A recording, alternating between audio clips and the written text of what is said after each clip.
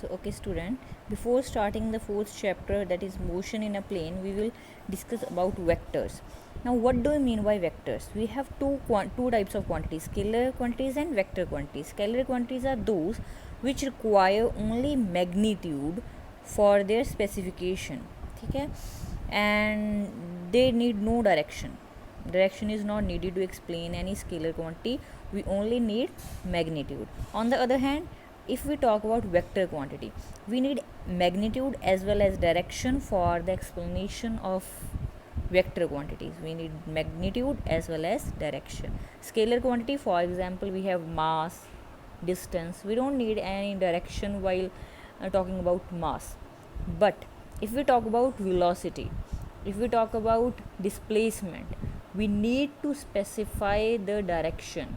If we are talking about force, we need to explain or give the direction of the force. Only then the force can be explained. We need magnitude as well as direction. So the quantities which need magnitude as well as direction are called vector quantities. Now how to represent a vector quantity? We know that in 3D we have three axes, x-axis, y-axis and z-axis. These three axes are mutually perpendicular to each other. If there is a point in a space, on a paper it will be drawn here. So it will have three coordinates. If we are taking three dimensions, that is 2 along x-axis, 3 along y-axis and 5 along z-axis. If we want to specify the direction according to x, y and z, then a specific term is given, that I cap, j cap, k cap.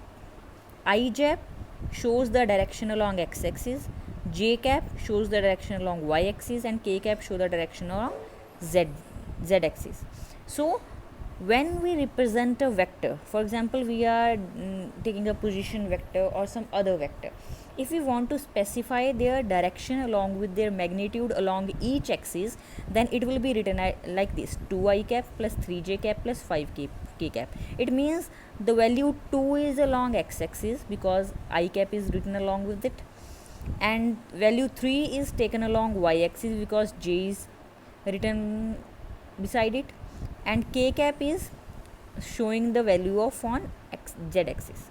So while representing a vector, because we need magnitude as well as direction, so vector is represented by this: 2i cap plus 3j cap plus 5k cap. If I have only 2i cap, it means that quantity is taken along only x-axis because we have I cap only. So direction is along I cap. That means this particular quantity is taken along x-axis only. It is taking place in 1D, one dimension. If it has 2j along with it, it means it is in 2D because we have value along x-axis as well as y-axis. Okay, so vectors are those which have magnitude as well as direction, and a vector as a whole is represented like this: I, j, k. Okay, properties of vector. Equality of vector. Two vectors are considered equal only when their magnitude as well as their direction is equal. Okay, and 2i cap 3j cap, 2i cap 3j cap, their magnitude as well as their directions are equal, so these two vectors are equal. If their corresponding magnitude is not equal, then the vectors are considered unequal. Okay, multiplication of vector by a scalar. Whenever a vector is multiplied with a scalar, means if we have a vector a and we are multiplying it with a real number 5, so it will be simple multiply with each element. 5 will be multiplied with each element and we will get the result.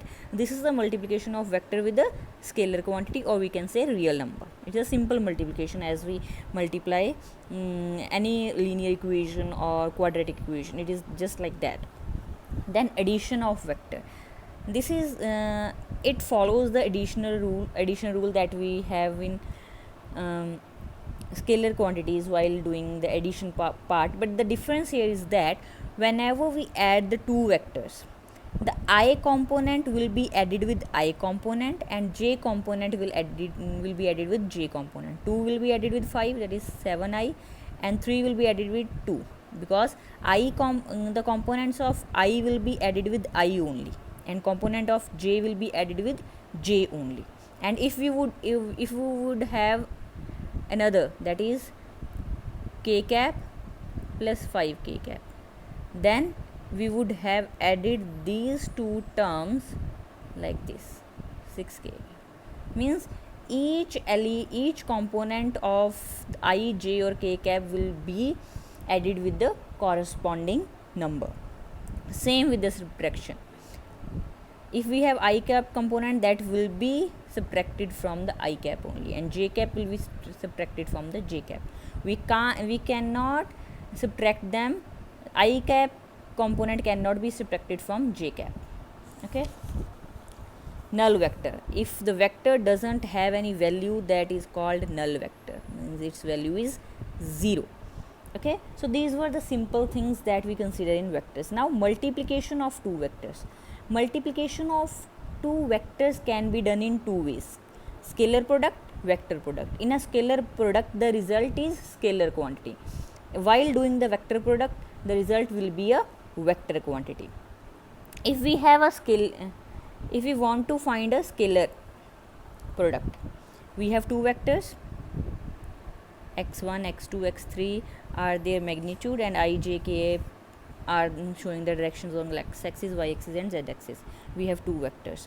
Now what do you mean by scalar product? Scalar product means, let's say x and y vector are making angle theta with each other. They are inclined at angle theta to each other. Then scalar product means x, y cos theta. Dot product means we are taking two vectors and we are taking their angle cos theta. Okay. Now simple multiplication will be done, but before multiplying the things, we will have to see when I component will be multiplied with I, we are getting 1. Why we are getting 1? Because I and I are in the same direction. If they are in same direction, cos 0 will be there and cos 0 is 1. So I square will be 1 here because of the angle, because they are in same direction. In same direction we take angle 0, so I square will be 1. In the similar way, j dot j will be 1, k dot k will be will be 1, because all these three quantities are in the same direction. I are in same, j are in same, and k are in same. But if we multiply I with j, then the angle between I and j, means angle between x-axis and y-axis, is 90 degree. Cos 90 is 0. If we take cos 90 is 0. So here I dot j will be 0, j dot k will be 0, and k dot I will be 0. So only I dot I, j dot j and k dot k will survive. Okay. So now here I am taking x dot y. So if we open these two brackets by multiplication, then x1 y1 I dot I, x1 y2 I dot j. I am multiplying this component along with each component of this bracket, and x1 y3 will be I dot k. We will see in this only, because I know that you know how to multiply two bracket. So I dot I will be 1, so xy y1 will survive, but I dot j is 0, I dot k is 0. In the similar, when this component is multiplied with this bracket, then again we have I dot j, j dot j and j dot k, but j dot k will be 0, I dot j will be 0, but j dot j will survive, so x2 y2. And in the similar way, x3 y1, this will not survive because k dot I, here k dot j, this will also not survive, only k dot k will survive, so x3 y3. So general formula for scalar product is, when two vectors are multiplied, I component will multiply with I component, j plus j component will multiply with j component, plus k component will be multiplied with k component, we will get the result. Okay. For example, I have vector a vector 2i plus 3j plus 5k, 4i plus 3j plus 9k. So while doing the scalar product, we will multiply 2 with 4 plus 3 with 3 plus 5 with 9. Each component is multiplied with the another one, and we will get the result 62. And again we have two vectors, but here we don't have the k component. If any component is missing, we will put that 0. So here, while doing this multiplication, here k vector is 5, but here is 0, so it will be taken like this. and similarly this equation. I component will be multiplied with I, j component plus j with j and plus k with k. In this way scalar product will be done. Okay, next we have vector product. Vector product I will make a separate video for vector product because it is little bit complicated. Okay, so we will do vector product in the next video. Okay, thank you.